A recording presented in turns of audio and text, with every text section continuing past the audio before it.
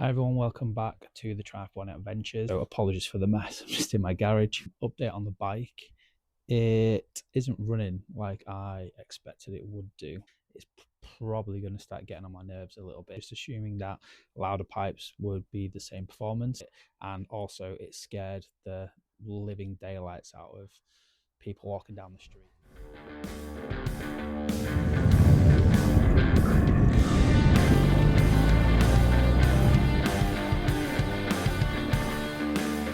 So this is what I'm going to do. I'm going to start the bike. Apologies for the really poor sound quality at this point of the video.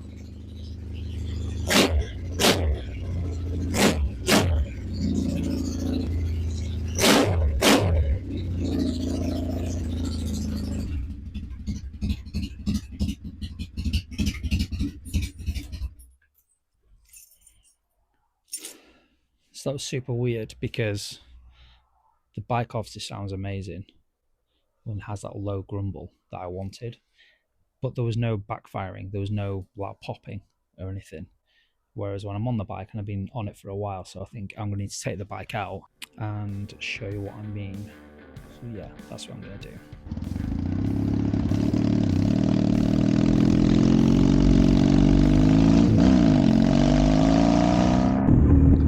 Okay everyone, so here we go, the first proper ride on my down and out custom Triumph T100. So if you have been following the channel, albeit for one episode, and my Instagram page, you'll actually realise this isn't my first actual ride on the bike, as that was taken when I picked up the bike from the custom shop a few weeks ago now. But between the cold weather and lack of recent riding, being laid up on all my gear, I decided not to film that trip. So getting home safe for me was the main priority at that point. So today's going to be the real test. For the first time I could properly experience the bike and take it on some open roads and see what it could do.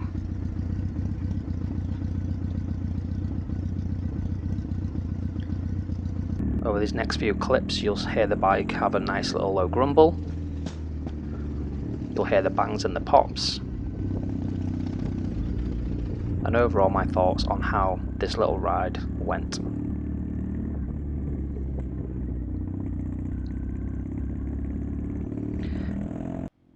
So as I leave the busier streets behind and start to open up the throttle a little bit, you can definitely tell, or I could definitely tell, that the delivery of power wasn't as smooth as what I was used to, and actually with the exhaust it was very, very loud and actually scared a few people in the streets. So that was something which I was looking to see whether that would subside over time, or whether it would be something which I just have to live with. So gear shifting when I did it right felt really, really nice, and again pulling it around those corners in a low grumble as well sounded amazing.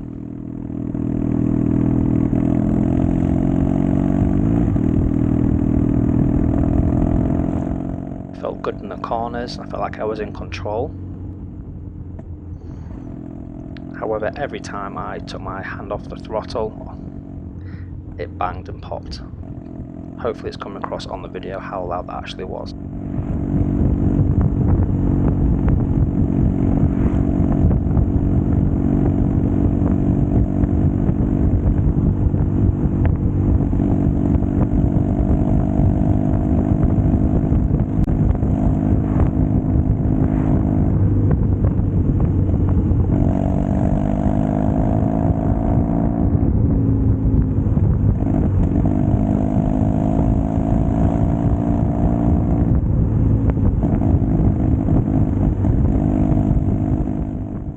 There was some slight lag on the throttle,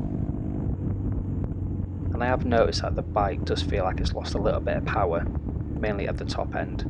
It could be down to the exhaust. The pipes look absolutely incredible, give the bike a mean aggressive sound, but they're designed for straight line performance, not necessarily for maintaining back pressure like standard exhaust, so that could be affecting the power a little bit. But that being said, the benefits are definitely there.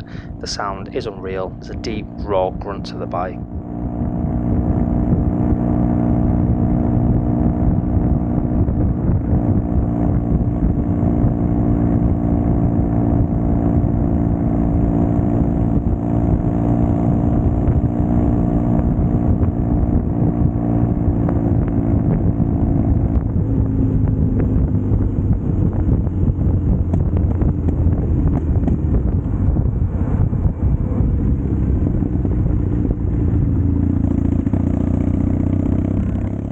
So hopefully you can pick that up. So there's a few pops and bangs there as I started to come into that corner and then slow down. And granted, I probably was in the wrong gear, but you could really hear it just struggling to kind of pull me around that corner.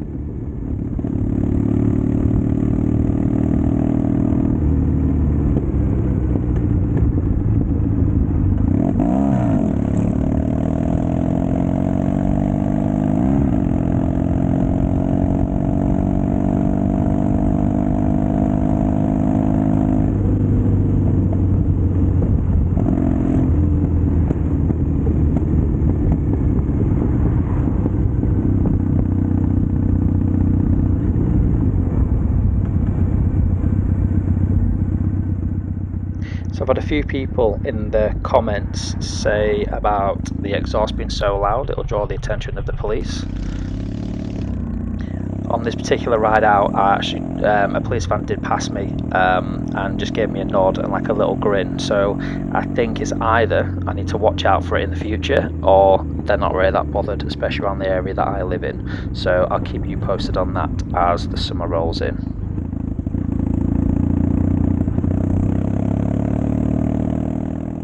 So as I'm working my way back towards home, I can already tell the build is exactly what I wanted in terms of looks. It's absolutely amazing. It's just, I think for the longer rides that I plan to do, I don't think I can put up with the loud banging and popping. So the question now is, what am I going to do about it? What can I do about it?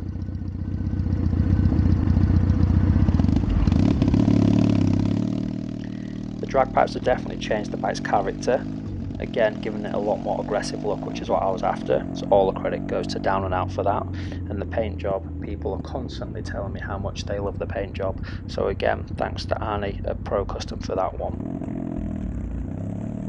I do think in the future I'm going to have to start looking at some tuning adjustments to bring back a bit of that top end power, but that's all part of the process, learning and tweaking and truly making it my own.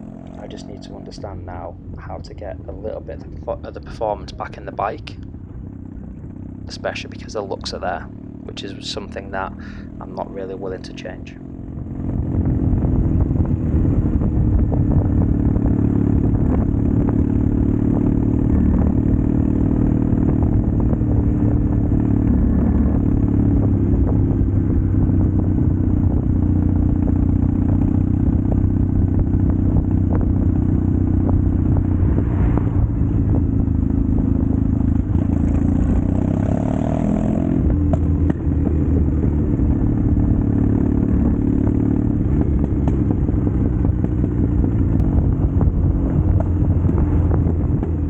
So as this part of the video comes to a close, hopefully the sound quality wasn't too bad and you could hear the pops and bangs.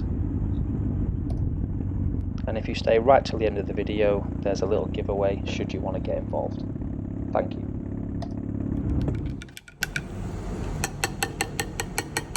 Update on the bike. It isn't running like I expected it would do. So naivety, I guess, from getting everything fitted and just assuming that louder pipes would be the same performance, as it actually isn't. So should I be doing just an ECU upgrade because I've changed the exhaust? Yeah, my technical words aren't great, so bear with me while I try and make sense of all this. The bike sounds great, but on the throttle off, it makes a massive bang, a bit like a backfire bang. So it's okay, but I feel like with the longer rides that I want to do in the future, it's probably going to start getting on my nerves a little bit. And also it scared the living daylights out of people walking down the street. So it is very, very loud, even though it's got the baffles in. I'm more of a fan of like the low gurgling sound, which the bike does, but the loud bangs and stuff I could do without. So speaking to a few people, they've said it could be numerous things. Fuel is too rich, the air is too rich, and it just needs fixing. General consensus is that installing straight drag pipes are good for one thing, which is drag racing, but yeah, to ride the bike and to get the torque and the things that I'm looking for, just to make the ride nice and smooth, and as well give me the confidence. At the minute, it is feeling a bit like when I had my 125, and this is just my own personal opinion, I had to really wait for a decent gap within traffic to have the confidence to be able to pull out, just because the torque just wasn't there. Whereas when I first got this bike and I was on it, that confidence was just immediately there, because I knew I had enough power to pull out when I felt it was safe to do so. It just isn't there for me at the minute. So I have more money to be spent on the bike, which I didn't think I would need to do. So yeah.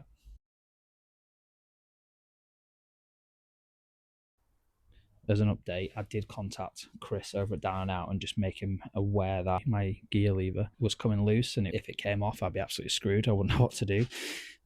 So I did reach out to Chris, and they said if it happens again or it's a continuous issue, it might need some thread lock. I think it's thread lock on there, and he'd sort that out for me.